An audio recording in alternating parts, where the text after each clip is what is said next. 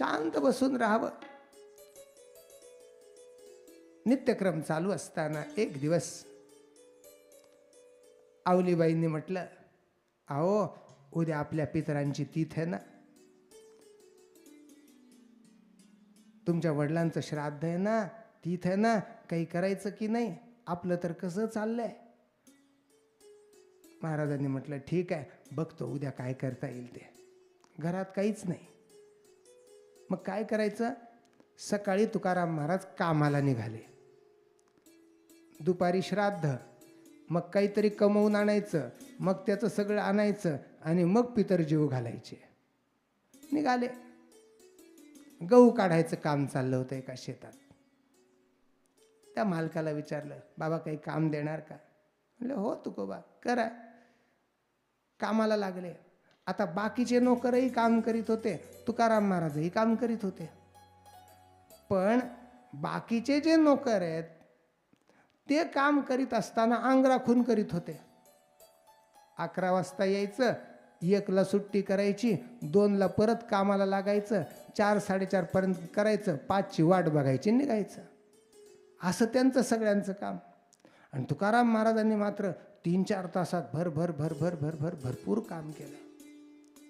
काम करताना एक गोष्ट तुकाराम महाराज विसरत नव्हते, देवाचं नाम अखंड मुखात त्यांच्या चालू असायचं. कोणतंही काम असो, काम तोंडानं करावं लागत नाही, काम हातानं सुरू असायचं, मुखानं नाम सुरू असायचं. आणि त्या नामस्मरणाच्या तल्लीनतेमध्ये आपल्या वडिलांचं श्राद्ध आहे विसरून गेले तुकाराम महाराज. इकडं काम करीत राहिले, काम करीत राहिले. इकडं गंमत अशी झाली, देवाला चिंता पडली की माझ्या भक्ताच्या वडिलांचं श्राद्ध चुकलं नाही पाहिजे. त्याकरता काय करावं? भगवंतानं तुकाराम महाराजांचं रूप घेतलं बरं. आणि अगदी सकाळीच 10 वाजायच्या आतच सगळं साहित्य आपल्या डोक्यावर घेऊन देव आले. मग तुकाराम महाराज आले. इकडं तुकाराम महाराजांचं काम चालू आहे बरं, लक्ष ठेवा नीट. शेतात त्यांचं काम चालू आहे, देवाचं नाम घेत घेत. इकडे परमात्मा आले. योगक्षेमम वहाम्यहम. परमात्मा म्हणतो अशा भक्ताचं सगळं योगक्षेम मी वाहतो. योगक्षेम त्याचा जाणे जडभारी, वाट दावी करी धरून या. आले, म्हणायला लागले, आवले चल बरं, आज सगळं साहित्य व्यवस्थित आणलंय, सगळा व्यवस्थित 4 ठाव स्वयंपाक कर, पितरांना व्यवस्थित जेवू घालू आपण. ते म्हणले, अहो धनी तुम्ही आणलं हे सगळं, पण सगळ्यांना आवतन तर द्यावं लागेल ना. आवतन म्हणजे निमंत्रण, आमंत्रण द्यायला जावं लागेल. सगळ्या सोयऱ्यांना निमंत्रण द्यायला तुकाराम महाराज गेले. प्रत्येकाच्या घरी जात असत. जाता जाता तुकाराम महाराज दारात आले की लोकांना वाटायचं काहीतरी मागायला आलेत. पण तुकाराम महाराज म्हणायचे, आज माझ्या वडिलांचं श्राद्ध आहे, सगळे जेवायला या बरं. लोकांच्या कानावर विश्वासच बसेना. हे जेवायला बोलवायला आले, कधीच शक्यच नाही असं होणार. ते म्हणले, पाहू ना, यांनी जरी बोलवलंय, जेवण झाल्यावर खरं समजायचं, जाऊन तर पाहू. गावातल्या सगळ्या महत्वाच्या लोकांना निमंत्रण देऊन तुकाराम महाराजांचं रूप घेतलेले देव आले.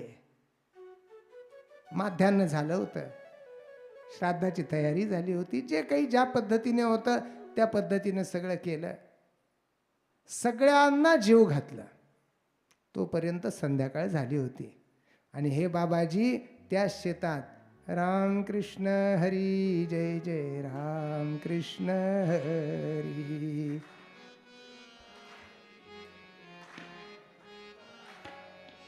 रामकृष्ण हरी जय जय रामकृष्ण हरी,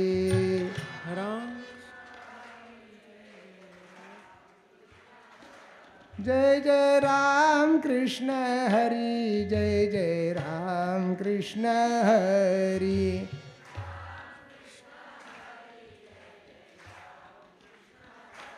जय जय राम कृष्ण हरी, जय जय जय राम कृष्ण हरी. टाळी वाजवा. जय जय राम कृष्ण हरी. जय जय राम कृष्ण हरी.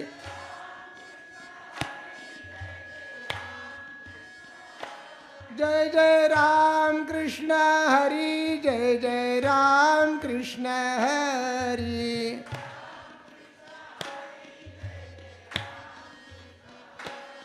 जय जय राम कृष्ण हरी. जय जय राम कृष्ण हरी.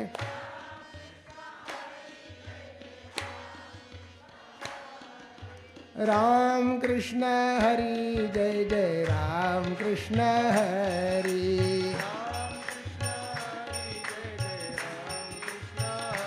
जय जय राम कृष्ण हरी. जय जय राम कृष्ण हरी.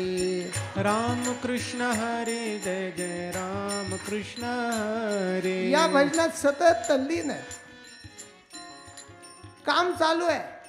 लक्षात ठेवा, नामस्मरणात तल्लीन झाल्यानंतर काम करायला जर आपण लागलं तर ते काम काम म्हणून वाटत नाही. कधी होऊन गेलं कळत नाही. करून बघा कधीतरी. खूप समाधान मिळतं. कामाला वेग येतो. काम लवकर होऊन आपला वेळ मोकळा होतो. जीवन समाधानाचं होतं. संध्याकाळ होत होती. तुकाराम महाराजांनी काम संपवलं. त्या कामाचा मोबदला म्हणून तुकाराम महाराजांना त्या मालकानं 5 मोठमोठ्या गव्हाच्या पेंड्या दिल्या. आता त्या घरी आणायच्या, त्याचे गहू करायचे, मग त्याचा स्वयंपाक करायचा आणि मग पितरांना जीव घालायचे. बरं, तुकाराम महाराज तिथून निघाले होते. रस्त्यात त्या गव्हाच्या ज्या काड्या होत्या त्या एका मोहळ्याला लागल्या आणि त्या मोहळाच्या माशा उठल्या. तुकाराम महाराजांना चावू चावू घेतलं त्यांनी. याचंही वर्णन विस्तार आहे असो. आणि तुकाराम महाराज घरी यायला लागले. हे जेव्हा देवाला कळलं, देवानं आवलीला म्हटलं, आवली आता असं करतो, हे जे सगळे भांडे आहेत ना स्वयंपाकाचे मोठमोठे, इंद्रायणीवर नेतो, स्वच्छ करतो, ज्याचे त्याला नेऊन देतो. असं म्हणून तुकाराम महाराजांच्या रूपातले जे देव होते ते देव निघून गेले. आणि तेवढ्यात तुकाराम महाराज त्या पेंड्या घेऊन अंग सुजलेले देवाचं नाव घेत घेत घेत दारात आले. आवले, अगं माझ्या लक्षातच नाही राहिलं वडिलांच्या श्राद्धाचं. मला उशीर झाला. बरं ठीक आहे, काही का असना, दोघांना बोलवून आपण जीव घालू. अहो धनी, काय बोलता? डोकं ठिकाणावर आहे ना तुमचं? अहो श्राद्ध झालं, सगळे गावातले लोक आले, जेवले. आजपर्यंत असं कधीच झालं नव्हतं. एवढं चांगलं सगळं झालं. तुकाराम महाराज पाहत होते. तुकाराम महाराजांचा विश्वास बसत नव्हता. तू काही सांगते? अहो बघा ना, हा स्वयंपाक बघा, या इतक्या पत्रावळी आज उठल्या, इतकी पानं उठली. तुकाराम महाराज पाहत होते. डोळ्यातून अश्रूंच्या धारा लागल्या होत्या. पांडुरंगा, किती कमाल आहे रे तुझी. सगळं तू करतोस. कुणी केलं हे? अहो तुम्हीच आले होते, तुम्हीच केलं हे सगळं. किती वेळा सांगू तुम्हाला? तुकाराम महाराजांच्या लक्षात आलं. आणि तुकाराम महाराजांनी म्हटलं, देवा आता लक्षात ठेवा, जोपर्यंत तुम्ही येत नाही तोपर्यंत मी भोजन करणार नाही. परमात्मा श्रीहरी त्यांच्या या हट्टानं स्वतः आले आणि तिघांनी नंतर भोजन केलं. अशा प्रकारची कथा आहे. अशा अनेक कथा आहेत. तुकाराम महाराजांनी यानंतर लोकसेवा सुरू केली. काय असतं? महिपती महाराजांनी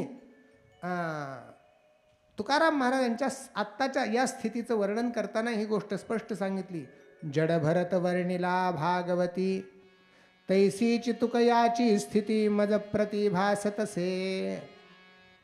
ते म्हणतात की जडभरताचं वर्णन भागवतामध्ये ज्या प्रकारे आलेलं आहे त्याच प्रकारानं श्री तुकाराम महाराज मला या ठिकाणी भासतायत. सगळ्यांची कामं करायची, दारं झाडून द्यायची. काय असतं खरं सांगू का, मनुष्य परमार्थाच्या गोष्टी कितीही बोलला तरी सुद्धा त्याच्या अंतरंगात असलेल्या 2 गोष्टींचा पूर्ण ऱ्हास होत नाही तोपर्यंत त्याला परमात्म तत्व आकळत नाही. आणि त्या 2 गोष्टी, एक आसक्ती आहे आणि दुसरा अहंकार आहे. विषयांच्या आसक्तीला विचारांनी पूर्ण नष्ट करावं लागतं. विषयांचं नश्वरत्व, सुख भोगणाऱ्या देहाचं दुःखरूपत्व हे त्याच्यावर ठसवावं लागतं. त्यावेळी विषयाची आसक्ती हळूहळू हळूहळू क्षीण होत चालते. जी विषयाशी चिकटलेली आहे, पक्की चिकटलेली आहे, ती कमी होते. आणि अहंकार जाण्याकरता म्हणून एक करावं लागतं की मनुष्यानं स्वतःला खूप खूप खूप छोटं करावं लागतं, खूप छोटं. चैतन्य महाप्रभूंनी भगवंताचं कीर्तन प्रभावी व्हावं याकरता एक गोष्ट खूप महत्त्वानं सांगितली. तृणादपि सुनीचेन तरोरिव सहिष्णुना अमानिना मानदेन कीर्तनीयः सदा हरिः. मनुष्यानं भगवंताचं कीर्तन करताना कसं व्हावं. तृणात अपि सुनीचेन. वाळलेलं गवत असतं ना, वाळलेलं गवत, काय किंमत असते हो त्याची. स्वतःला त्या वाळलेल्या गवतापेक्षाही कमी समजावं, ज्याला अहंकार कमी करायचा आहे. झाडासारखं सहिष्णू बनावं, स्वतः मानहीन बनावं, अमानी बनावं आणि दुसऱ्याला सतत सन्मान देत राहावं. कुणी माझा सन्मान केला नाही म्हणून कधीच कुणावर रुसू नये, लक्षात ठेवा. त्या लग्नात टॉवेल टोपीचे मान असतात ना, केवढ्याची असते होती. 2.5 रुपयाची टोपी आणि 5 रुपयाचा टॉवेल. जास्तीत जास्त 7.5 रुपये, जाऊ द्या आता थोडं जास्त झालं असेल, 50 रुपये म्हणू आपण. याच्यापेक्षा जास्त असतं का. पण तो मान जर दिला नाही तर माणूस पाय आपटत तिथून येऊन आमचा अपमान केला, आमचा तेवढाच मान आहे का तुमचा 50 रुपयाचा. एवढ्याच मानात तुम्ही मर्यादित आहेत. विचार करा. जो मानाला भुकेलेला असतो तो खरा सन्मान कधीच मिळवू शकत नाही. आणि ज्यानं अंतःकरणातून मानाची इच्छा पूर्ण टाकून दिलेली असते, परमात्मा त्याचा सन्मान केल्याशिवाय राहत नाही. ही गोष्ट आहे. म्हणून अमानिना, मनुष्यानं अमानी व्हावं. भगवंताचं स्वरूप वर्णन केलं हो विष्णू सहस्रनामामध्ये. अमानी मानदो मान्यो लोकस्वामी त्रिलोकधृक. सूत्र आहेत हे, 5 सूत्र आहेत. सहज आत्ता चिंतन आलं म्हणून सांगतो. आत्ता बोलता बोलता, परमात्मा अमानी आहे. परमात्म्याला कुणाकडूनही मानाची अपेक्षा नाही. कुणी मोठं म्हणावं असं मोठं दुसरं कुणी आहे का हो देवापेक्षा. आपल्यापेक्षा मोठ्याने सन्मान करावा की लहानाने करावा, आपली इच्छा काय असते. मोठ्यांनी मान द्यावा. देवापेक्षा कुणी मोठं नाहीच तर त्याला काय मानाची अपेक्षा असणार. अमानी. पण देव सगळ्यांना मान देतो बरं, सन्मानित करतो. मान 10. जो दुसऱ्याकडून मानाची, कृपा करून लक्ष देऊ नये का, जो दुसऱ्याकडून मानाची अपेक्षा करीत नाही आणि जगाला मान द्यायला चुकत नाही, जगात तोच एक मान्य होतो. अमानी मानदः मान्यः. आणि असाच सगळ्यांचा स्वामी बनून राहतो, सगळ्यांचा मालक बनून राहतो. सगळ्यांना धारण करण्याची, सगळ्यांना सांभाळण्याची ताकद त्याच्यात असते, ज्याला स्वतःला मानाची अपेक्षा नाही आणि जो सगळ्यांना सन्मान देतो. तुकाराम महाराजांचं जीवन या प्रकारचं झालं होतं. त्यांना मानाची अपेक्षा नव्हती.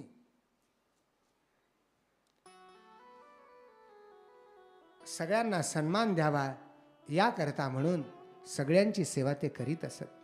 कुणाला काही गरज असेल, महिपती महाराजांनी त्यांच्या तेलाची कथा खूप विस्तारानं सांगितली.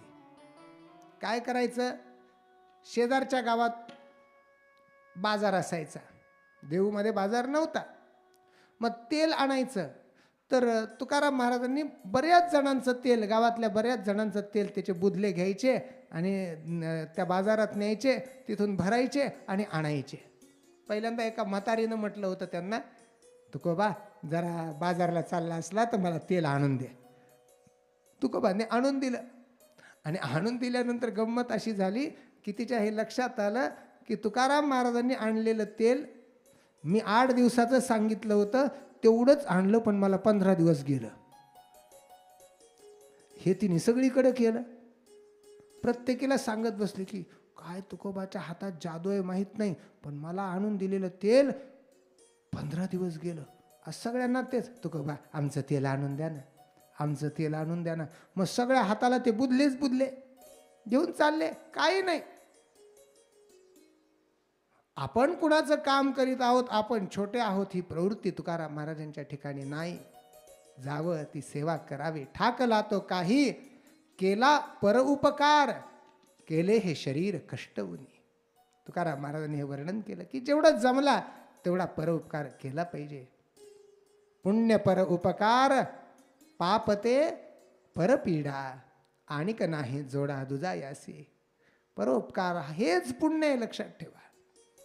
हे तुकाराम महाराज करीत राहिले. अंतःकरण अधिकाधिक अधिकाधिक अधिकाधिक निर्मळ बनत गेलं आणि परमात्मा श्रीहरींचं तुकाराम महाराजांच्या अंतःकरणावर पक्क लक्ष होतं की आता पुढे यांना कोणता लाभ द्यायचा आहे.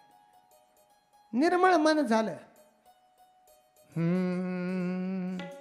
निर्मल मन जन सो मोहि पावा. निर्मल मन जन सो मोहि पावा. गोस्वामीजी वर्णन करतात, निर्मल मन जन सो मोहि पावा. निर्मल मन जन सो मोहि पावा. मोहि कपट छल छिद्र न भावा. मोहि कपट छल छिद्र न भावा. मोहि कपट छल छिद्र न भावा. मोहि कपट छल छिद्र न भावा. निर्मल मन जन सो मोहि पावा. निर्मल मन जन सो मोहि पावा. निर्मल मन जन सो मोहि पावा. निर्मल मन जन सो मोहि पावा. अंतःकरण निर्मळ बनलं आणि आता भगवंतानं हे जाणलं की तुकाराम महाराजांच्या जीवनात एक विशेष लाभ आपल्याला द्यायचा आहे, की जो लाभ तुकाराम महाराजांचं जीवन सूर्यचंद्र असे पर्यंत प्रसिद्ध ठेवील. आणि याचंच नाव आहे काव्यस्फूर्ती प्रकरण. यावरी या झाली कवित्वाची स्फूर्ती, तुकाराम महाराज म्हणतात. त्यानंतर कवित्वाची स्फूर्ती. आतापर्यंत काव्य कशाबरोबर खावं हे तुकाराम महाराजांना ठाऊक नव्हतं. बरं, कवित्व कसं असतं. कवित्व स्फुरण्याकरता पहिल्यांदा अभ्यास करावा लागतो. हा अभ्यास कशा कशाचा करावा लागतो. पहिल्यांदा लघुसिद्धांत कौमुदी शिकावी लागते, म्हणजे व्याकरण शिकावं लागतं. नुसतं व्याकरण शिकून उपयोग होत नाही, त्याला साहित्याची जोड द्यावी लागते. साहित्याचे ग्रंथ आहेत. यात नाटक हा एक प्रकार येतो. अभिज्ञान शाकुंतल इत्यादी नाटकांचा अभ्यास करावा लागतो. त्यानंतर काही काव्याचे ग्रंथ आहेत, रघुवंश आहे, इत्यादी इत्यादी ग्रंथांचा अभ्यास करावा लागतो. आणि त्यानंतर मग जमलं तर काव्य करता येतं, नाहीतर येईलच नाही सांगता येत. एक मनुष्य एका कवीकडे त्यानं पाहिलं, छान काव्य त्याला येत होतं. त्यानं विचारलं, कवी महाराज, मलाही काव्य शिकायचे, मला शिकवता का? त्या कवीने विचारलं, तुम्ही काय शिकले? ते म्हणले, काहीच नाही शिकलो. बर, मग काव्य काय असतं? एखादा प्रसंग पाहायचा असतो आणि प्रसंग पाहत पाहत पाहत आपली प्रतिभा तिथं जागी करायची असते. त्याने एवढं सांगितलं. आणि मग शब्दात ते वर्णन करायचं. शब्दात वर्णन करायचं म्हणजे काय? तर 8-8 अक्षरांचा एक एक समुदाय, असे 4 समुदाय तयार करेल. 8 चौक 32 अक्षरांचा एक श्लोक होतो, म्हणजे झालं काव्य.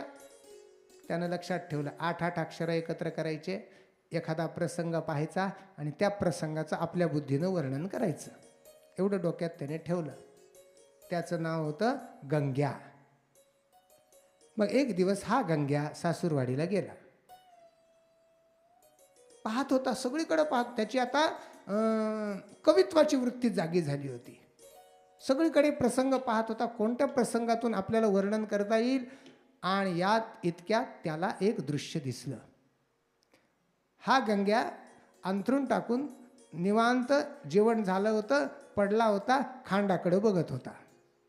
खांडाचं घर होतं. त्या खांडाला भुंगा कोरीत होता. त्यानं त्या भुंग्याकडे पाहिलं आणि त्याची कवित्व शक्ती जागी झाली. काष्ठम कोरितम भुंग्या, काष्ठम कोरितम भुंग्या. बरं, ते भुसकट जे होतं ते जमिनीवर पडत होतं. त्यानं पुढे लिहिलं, भुसकटम पडतम भुई. काष्ठम कोरितम भुंग्या, भुसकटम पडतम भुई. आता पुढचं लक्षात येईना, म्हणून त्यानं स्वतःचं नाव त्यात टाकलं, कवित्व करीतो गंग्या, लंगड्या सासूचा जावई.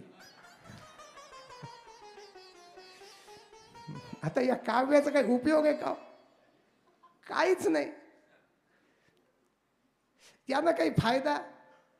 एकच फायदा, फक्त आम्हाला आम्ही जर सांगितलं तर 1-2 मिनिट तुम्ही हसाल, त्याच्याशिवाय त्याचा फायदा काहीच नाही. याला काव्य म्हणतात का? हे काव्य हास्य काव्य म्हणून असेल, विनोद काव्य म्हणून असेल, पण कवित्वाचं खरं लक्षण काय? कवित्वाचा परिणाम दूरगामी कोणता असतो याचं गांभीर्यानं विश्लेषण म्हणजे श्री तुकाराम महाराजांचे अभंग आहेत. हे ज्यावेळी स्फुरणार होते त्यावेळी भगवंतानं एक लीला रचली. काय असतं सांगू? थोडीशी भागवतातली थोडी कथा सांगून पुढे जातो. प्रल्हादजींना काव्याची स्फूर्ती झाली होती असं इतिहासात भागवतात वर्णन आहे. कधी झाली? त्याच्याबद्दल भागवताच्या 7म स्कंधाच्या 8व्या अध्यायाच्या सुरुवातीला आलेलं वर्णन आपण बघा. खूप सुंदर वर्णन आहे. यामध्ये सांगतात, ज्यावेळी भगवान नरसिंह प्रगट झाले, कोठे न दिसे पाहता उडी घाली अवचिता, असे परमात्मा आले. आल्यानंतर हिरण्यकशिपूचा त्यांनी नाश केला आणि ते शांत होत नव्हते. तेव्हा सगळं त्रैलोक्य घाबरलं होतं. ब्रह्मदेवांनी प्रल्हादाला सांगितलं, प्रल्हादा, तुझ्या वडिलांकरता नरसिंहांनी अवतार घेतलेला आहे, त्यांना शांत करण्याची जबाबदारी तुझ्यावर आहे. प्रल्हादजी शांतपणे पदन्यास करीत करीत नरसिंहांकडे गेले होते. आणि जेव्हा प्रल्हादांच्या डोक्याचा स्पर्श नरसिंह भगवंताच्या पायाला झाला, त्यावेळी अवस्था काय झाली याचं वर्णन भागवतकारांनी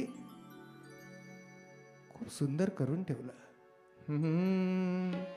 स्वपादमूले पतितं तमर्भकं विलोक्य देवः कृपया परिप्लुतः उत्थाप्य तच्छीर्ष्ण्यदधात् कराम्बुजं काला हि वित्रस्तधियां कृताभयम्.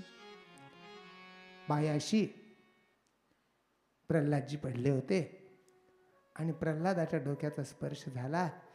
सगळीकडे क्रोधानं बघणारे, लाल डोळे झालेले, रक्तानं माखलेली आयाय ज्यांची होती, घुर्र घुर्र जे करीत होते, असे नरसिंह भगवान एका क्षणात क्रोधाची जागा कृपेनं घेतली हो. फक्त प्रल्हादाच्या डोक्याच्या स्पर्शानं. त्यानं उठवलं प्रल्हादाला, आपल्या मांडीवर बसवलं, अंगावरून हात फिरवू लागले. ज्याप्रमाणे सिंहिणीला छावा दिसल्यानंतर, तिचं बालक दिसल्यानंतर, तिचं पिलू दिसल्यानंतर त्याला छावा म्हणतात, ती ज्याप्रमाणे त्याला चाटते त्याप्रमाणे प्रल्हादजींना नरसिंह चाटू लागले. हे वर्णन आहे. आणि मग सतत्कर स्पर्श धुताखिला शुभ सपद्यभिव्यक्त परात्मदर्शनः तत्पाद पद्मं हृदि निर्वृतो दधौ हृष्यत्तनुः क्लिन्न हृदश्रुलोचनः. भगवंताच्या हाताचा स्पर्श जेव्हा प्रल्हादाच्या डोक्याला झाला, त्यावेळी उरलेले किंचित जी अशुभ होती ती नष्ट झाली. आणि आता भगवंताचे चरण कमल पक्केपणानं हृदयात धारण करण्याची क्षमता प्रल्हादांना आली. हृदयात ते चरण दिसू लागले, हृदयात ते स्थिर झाले. आणि त्यानंतर मग काय झालं? अस्तौषीध हरिमेकाग्र मनसा सुसमाहितः प्रेम गद्गदया वाचा तन्यस्त हृदये क्षणः. मग प्रल्हादजींना काव्याची स्फूर्ती झाली. कधी? हृदयामध्ये भगवंताचे चरण स्थिर झाले, त्यानंतर काव्याची स्फूर्ती झाली. एकाग्र मन झालं तेव्हा काव्याची स्फूर्ती झाली. मन, डोळे, कान इत्यादी सर्व इंद्रिय देवाकडं एक रूपानं बघू लागली तेव्हा काव्याची स्फूर्ती झाली. मला सांगायचं हे, काव्य सहज येत नाही. सहज आलेलं, साधना न करता आलेलं काव्य वाऱ्यावर उडून जातं हो. पण जे काव्य संत सेवेतून आलं, जे काव्य भगवत प्रसादातून आलं, जे काव्य साधनेतून आलं, जे काव्य भगवत इच्छेतून आलं, ते काव्य सूर्य आणि चंद्र असे पर्यंत पक्क राहतं आणि ते प्रत्येकाला तारणारं ठरतं. असं काव्य म्हणजे जगद्गुरु श्री तुकाराम महाराजांचे अभंग आहेत. आज रात्री तुकाराम महाराज झोपले होते, पण भगवंताला मात्र झोप येत नव्हती. भगवंतानं नामदेवरायांना आणलं होतं आणि तुकोबांना एक स्वप्न पडलं. स्वप्नातच तुकाराम महाराज झोपलेले होते. तुमच्या लक्षात आलं ना? झोपल्यावर स्वप्न पडतं आणि कधी कधी त्या स्वप्नात आपण झोपलोत असं आपल्याला स्वप्न पडतं. तुकाराम महाराज स्वप्नात झोपले होते आणि त्या स्वप्नात नामदेव महाराज आणि परमात्मा आले.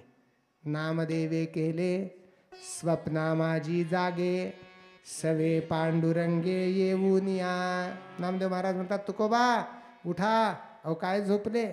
बघा कोण आलंय. कोण आलंय? अहो साक्षात पांडुरंग आलेत. अरे वा, दोघांना नमस्कार केला. काय आज्ञा आहे? सांगितले काम करावे कवित्व. तुम्हाला एक काम घेऊन आलोत आम्ही. पांडुरंग बोलायला लागले, तुकोबा तुला माहीत असेल हा माझा भक्त नामदेव आहे. काय झालं, ज्यावेळी आम्ही बोलता बोलता मी नामदेवांना सांगितलं होतं की अरे वाल्मिकांनी 100 कोटी रामायणाची रचना केली, 100 कोटी रामायणाची रचना केली. तेव्हा याच नामदेवरायांनी हट्ट धरला. काय? देवा, वाल्या कोळी असताना, इतकं पाप घडलेलं असताना, त्या पापातून नामानं मुक्त होऊन त्यांना एवढी योग्यता मिळाली, मी सतत तुझ्या जवळ आहे, मलाही 100 कोटी अभंग लिहायचे. आता हट्ट केला. देवाला वाटलं कुठून त्या वाल्मिकाची कथा याला सांगत बसलो, पण आता पर्याय नव्हता. ठीक आहे नामदेवा करा, तुम्हाला होऊन जाईल. आणि करता करता करता करता करता करता 85 वर्ष झाले हो. 85 वर्षापर्यंत नामदेव महाराज काव्य करीत होते. किती काव्य झालं? 96 कोटी आणि काही लाख काव्य तयार झालं. आता 4 कोटी काव्य राहिलं होतं, पण नामदेव रायांचं आयुष्य संपलं होतं. भगवंतानं म्हटलं नामदेवा हे जे झालं पुष्कळ झालं. त्यानंतर नामदेवराय इत्यादी 14 जणांची समाधी एकाच वेळी आषाढ वद्य चतुर्दशीच्या दिवशी परमात्मा पंढरीनाथांच्या चरणकमलाजवळ मंदिराच्या पायरीजवळ नामा म्हणे आम्ही पायरीचे चिरे अशा रीतीनं तिथे झाली. तुकोबा या नामदेवांची इच्छा राहिली आहे बरं. उरलेलं कवित्व कुणी करावं ही मी पाहत होतो.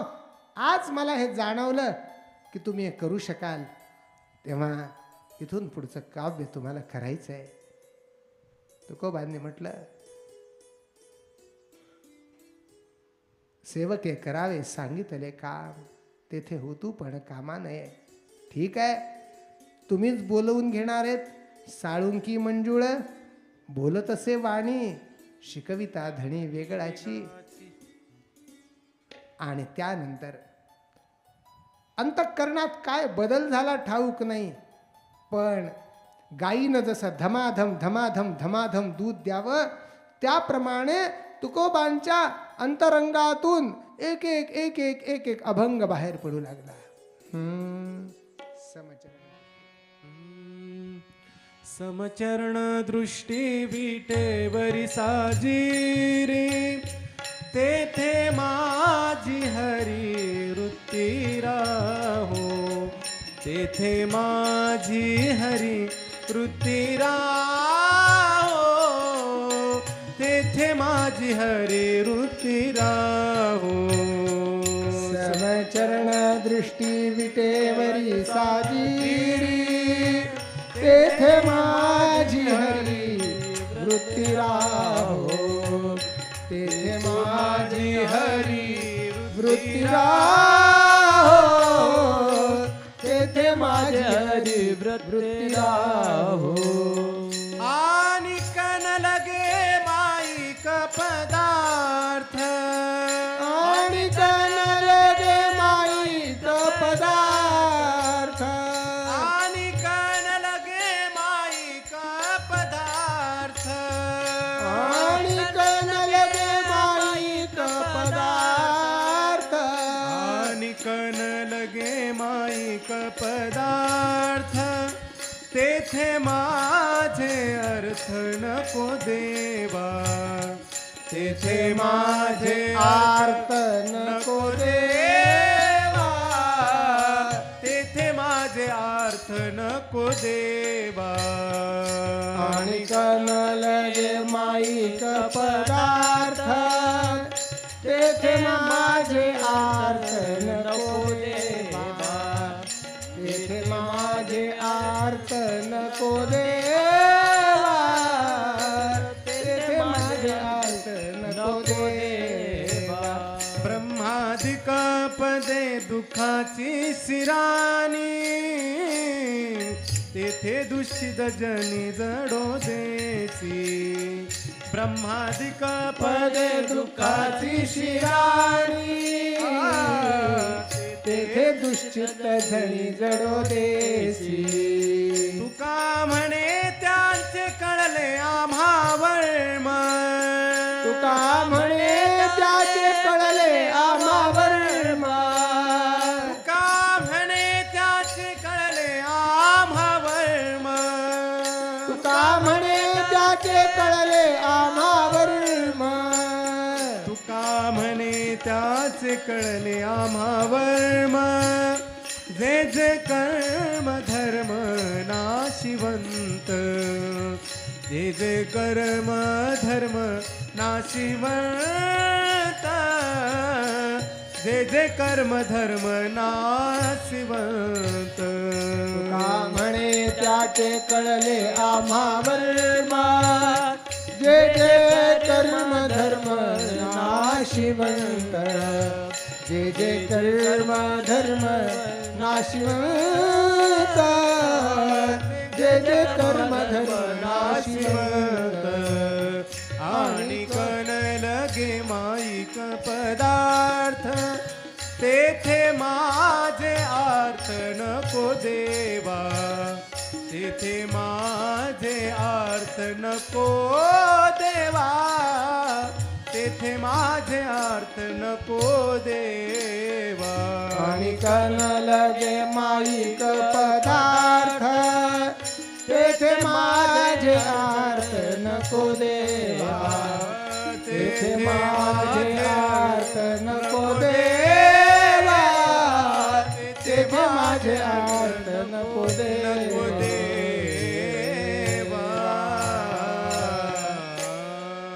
समचरण दृष्टी विटेवरी साजिरी. परंपरेनं हा अभंग सर्वात प्रथम आला असं म्हटलं जातं. मी म्हणतो कोणताही अभंग असेल तो त्याच तोडीचा आहे. देवा, विटेवर साजिर रूप आहे जे तू समचरणानं शोभविलेलं आहे. देवाचे पाय सम आहेत, सारखे आहेत बरं, म्हणजे कुठेच देव जाऊ शकणार नाही असे पाय बरोबरीनं उभे केलेले आहेत. समदृष्टी आहे, कुणीही या सगळ्यांना सारख्याच पद्धतीनं उद्धार करवून देणार अशा प्रकारची प्रतिज्ञा भगवंताने केली. समदृष्टी आहे. तेथे माझी हरिवृत्ती राहो, माझ्या अंतःकरणाची वृत्ती त्या ठिकाणी स्थिर राहिली पाहिजे. देवा, ही वृत्ती स्थिर राहायची असेल तर दुसरीकडे मन न गेलं पाहिजे. त्याकरता प्रतिज्ञापूर्वक सांगतो, ॲफिडेव्हिट देतो, प्रतिज्ञापत्र देतो. काय देतो? आणिक न लगे माईक पदार्थ. मायेनं निर्माण झालेला कोणताही पदार्थ इथून पुढे मी तुला मागणार नाही. वारकरी मागतो का हो काही? आणि जो मागतो त्याला वारकरी म्हणतात का? नाही. तुका म्हणे काही न लगे आणिक, तुझे पायी सुख सर्व आहे. वारीच्या साधनेचं फळ म्हणून व्यावहारिक गोष्ट वारकरी कधीच मागत नाही. लक्षात ठेवा. एकच मागतो, देवा जीवात जीव जोपर्यंत आहे तोपर्यंत वारी चुको नेदी हरी. माझी वारी चुकू देऊ नको देवा, हे मात्र मागितल्याशिवाय राहत नाही. माईक पदार्थ, मायेपासून निर्माण झालेले व्यावहारिक पदार्थ कोणतेही मागत नाही. तेथे माझे आर्त, तिथे माझी आवड राहू देऊ नको. माईक पदार्थात कळसाचा पदार्थ कोणता? ब्रह्मादिक पदे, दुःखाची शिराणी. ब्रह्मदेवाचं पद हे दिसायला पद आहे, दिसायला मोठेपण आहे, पण जबाबदारी खूप मोठी आहे, म्हणून दुःखाचा कळस येतो म्हणे. दुःखाची शिराणी. तेथे दुश्चित्त जणी झणी जडो देसी. त्या ठिकाणी आमचं चित्त दुश्चित्त होऊन जडू देऊ नकोस. आणि तुकाराम महाराज शेवटी म्हणतात, तुका म्हणे त्याचे कळले आम्हा वर्म, जे जे कर्म धर्म नाशिवंत. या जगात धारण करणार किंवा या जगात करून जे मिळवायचंय ते सगळं नाशिवंत आहे. यातलं आम्हाला काहीच नको देवा. हे सगळं नष्ट होणार आहे आणि नष्ट होण्यात जे होणारं असतं त्याच्या पाठीमागे जाणारा शहाणा नाही. हे नको देवा. तुकाराम महाराजांच्या अभंगाला जे मूल्य आलं, तुकाराम महाराजांच्या अभंगाला जे वजन आलं, ते वजन का आलं? एकीकडे भगवंताचा प्रसाद आहे म्हणून आलं, एकीकडे संतांची इच्छा आहे म्हणून आलं, आणि एकीकडे ते वर्णन करण्याची जी पद्धती आपण बघा, कवींनी वर्णन करून ठेवलं. वेदार्थ बृंहिताश्चैव ब्रह्मसूत्र परांस्तथा तथा भक्ति ज्ञानजांश्च ज्ञानलक्षण संतलक्षण ज्ञापकान्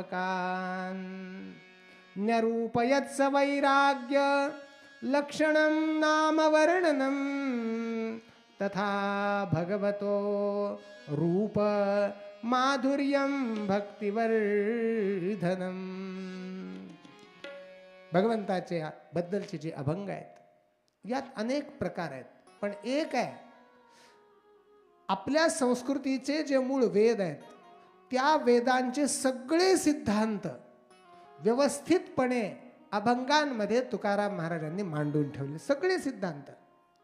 आणि ते इतक्या सोप्या भाषेत आणून ठेवले की कुणीही गोडी लागून जर एक एक अभंग म्हणत गेलं तर तो सिद्धांत सहज आपल्या मुखातून निघतो आणि आपल्याला सहज कळून जातो. नुसता कळत नाही. जसं ज्ञानोबा रायांच्या ज्ञानेश्वरीला एक वर भगवंतानं दिला, अविद्या मायेचा लागोने दिवारा, ऐसे जगदोद्धारा बोलविले, किंवा ज्ञान होय अज्ञानासी, ऐसा वर या टीकेसी. अज्ञानी मनुष्यही ज्ञानेश्वरीचा आधार घेईल तर तो ज्ञानी होईल, असा या ज्ञानेश्वरी नावाच्या टीकेला जसा वर आहे तसा श्री तुकाराम महाराजांच्या प्रत्येक अभंगाला तो वर आहे असं म्हटलं तर वावगं ठरू नये. पूर्ण गाथा नाही वाचता आली, एक अभंग समजून घ्या, एक अभंग घ्या आणि तो जीवनाच्या शेवटपर्यंत रोज जपा. जीवनाचं अंतिम कल्याण मिळाल्याशिवाय राहणार नाही. वेदार्थ बृंहिताश्चैव, वेदाच्या अर्थानं परिप्लुत आमच्या गुरुजींचे गुरुजी वैकुंठवासी परमपूज्य धारूरकर शास्त्री महाराज, त्यांनी तुकाराम महाराजांच्या प्रत्येक अभंगाला एक एक वेदमंत्र काढला होता. म्हणजे एकेका वेदमंत्राचं स्वरूप एक एक अभंग आहे.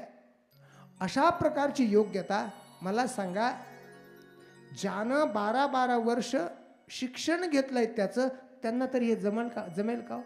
नाही जमणार हो. पण ज्यांनी अगदी 12 खडी